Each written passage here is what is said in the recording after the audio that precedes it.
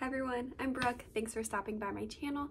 Today I'm going to be talking to you about what I plan to do for my Advent devotional.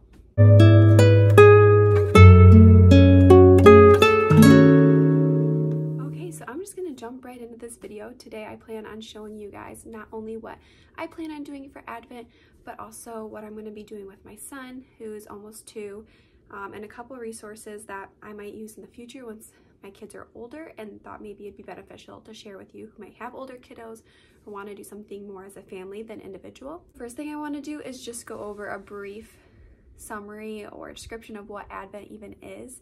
Advent is the season of waiting or looking forward to the coming of Christ. So it takes place the first 4 weeks before Christmas, and essentially it's a way to set our minds and our hearts on what Christ did for us and how God fulfilled the promise of the Messiah to the Israelites through Jesus's birth, and how we also then not only reflect on the gift of that promise and what Jesus then later did for us on the cross, but how we can also look forward to the coming promise of Jesus returning and God's eternal kingdom reigning. If you want any more, if that didn't quite make sense to you, I'll leave a link to an article in the description below where you can learn more. Okay, to start, I'm going to go over with what I'm going to do with my son. So I have basically just picture books here because he's so little, but this is the first Christmas.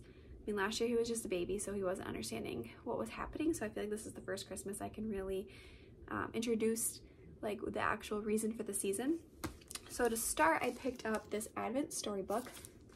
It's by, oh gosh, I'm gonna butcher that, Anthony Schneider, and illustrated by Maya Desikova. Here, I'll put it up here so you guys can kind of see the names. I saw it recommended on a couple people's Instagrams. I'll link them below if I can find them.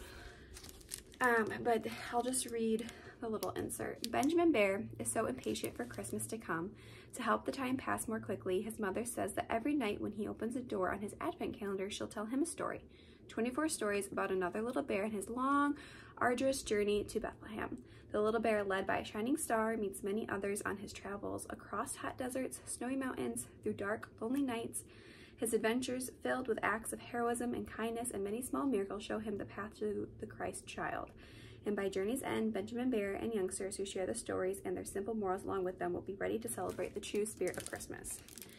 So each day you have a story, and they're just one page. So that's it. It's just one picture, one page per story. So they're really short, which I like, especially for my son's age. He does sit really well for picture books, but I'm thinking anything longer than this, I'm not sure would quite capture his attention. And it comes with a nice little ribbon. I got this out from my library, actually. I think all but one I got out from my library to try, and then if we like it, then I'll buy it for next year. But I like, there's 24 stories, and I think what I'll do, including with myself, we're going to start actually on the day of Advent, which is November 27th is the first day of Advent, and try to do one a day. But I know with schedules and appointments and the business of the holidays, we probably, a day will get missed here or there, especially on the weekends. So starting before December 1st allows us a little bit of wiggle room to make sure we get it all done by Christmas. Now the rest are just picture books that center on the nativity, Christ's birth, or just I would say biblical stance on Christmas. It's not this, you know, the holiday books are fun, but for Advent specific, we have those, and I can share that in another video if you want what picture books, like fun picture books we're gonna read. But these are more like to get behind the reason for the season, you know, make sure we're getting Jesus out of Christmas and not just all the fluff. So the first one we actually own, this is called Leah's Star. I got this from Usborne. It's actually a Kane Miller book, and it's a nativity story told from the perspective of the innkeeper's daughter.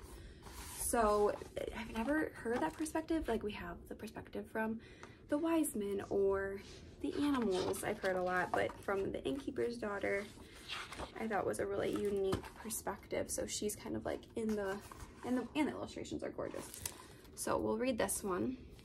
I also have God Gave Us Christmas, which we have the God Gave Us You, and yeah, I think it was God Gave Us You is the first one that we have with these bears, but it's again just a nice little picture book. This is the perfect length for him to still be sitting still and listening to. We read books at nap and at bedtime, so this will definitely get read. Might do it in the morning. I might try to do some of these in the morning, like do Advent in the morning and then keep the other ones for later. Not quite sure how it'll all span out, but that's my intent. So this is Christmas in the Barn. Oh, I guess I forgot to tell you guys. This one is by Lisa Tawn Bergen, and this is the art is by David Hahn. And this one is let's see, by Margaret Wise Brown and illustrated by Caldecott honor artist Diane Good. And this looks like it might be the nativity from the perspective of the animals. So really cute. This is A Birthday Party for Jesus. This is by Susan Jones, illustrated by Lee Holland. Talks about how Christmas is Jesus' birthday, and a bunny is thinking about all the things he'd want for his birthday, so he's thinking, oh, wouldn't Jesus want this stuff too? So they throw Jesus a birthday party. Really cute. This is Silent Night by Laura Hawthorne, and it's really just the lyrics from what I remember when I flipped through this, the lyrics to Silent Night, but pictures and illustrations. So I thought that would be really fun. We could listen to the song afterwards. But I love the diverse representation in this as well.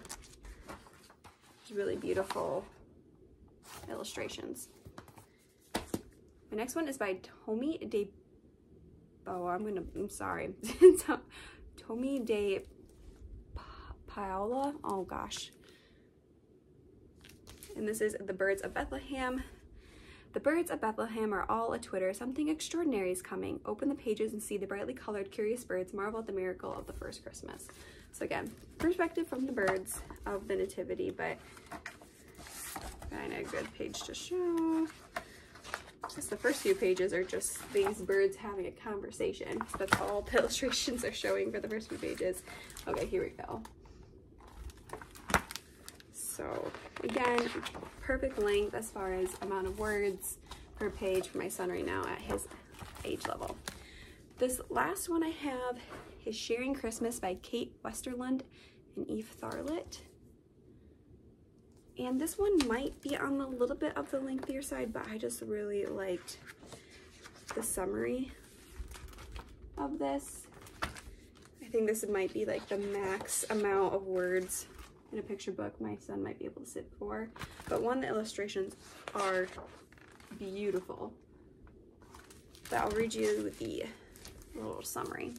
It's Christmas time in the forest, but this year there isn't much for the animals to celebrate. It's been a cold, snowy winter and food is scarce. Clara, a little deer, is worried about Christmas, so she wishes on a star for help. The next day, Clara hears the sound of bells in the distance. As she follows the magical sound, she is joined by a squirrel and a rabbit. When they stumble onto a stash of nuts and berries, they decide to share it with everyone in the forest.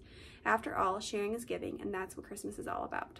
The beautiful, heartwarming story is about giving and sharing, helping wishes come true. So, I love this idea of sharing and giving more so than receiving, and keeping that focus at the center of Christmas. So that is the stack that I plan to go through with my son. I don't know, I'm sure we'll read these books a couple of times, and then besides the Advent storybook, which we'll just go through one at a time, and then I'll sprinkle these in here or there. Now I'll be going over what I'm going to be doing. I also checked something out from the library. I was thinking about buying a couple things. There's a Paul David Tripp Advent devotional that I had my eye on, but I thought I'll save that for next year. This year I'm going to try out Ann Voskamp's The Greatest Gift, Unwrapping the Full Love Story of Christmas. This Christmas, Anne invites you to celebrate the lineage and majesty of God's greatest gift to us, his son, Jesus Christ, through the timeless Advent tradition of the Jesse tree. Beginning with Jesse, the father of David, the greatest gift retraces the epic pageantry of humankind from Adam to the Messiah, with each devotional reading, prayer, and reflection leading you one glorious day at a time toward the magnificent promise of Christ. So there is, again, there's 24 days. I'm going to start this a little bit early, just in case I don't get through it, but it does correspond with doing like a Jesse tree. So if you're not familiar with that, there is actually a rundown in here about what a Jesse tree is, and that will lead me to something I have.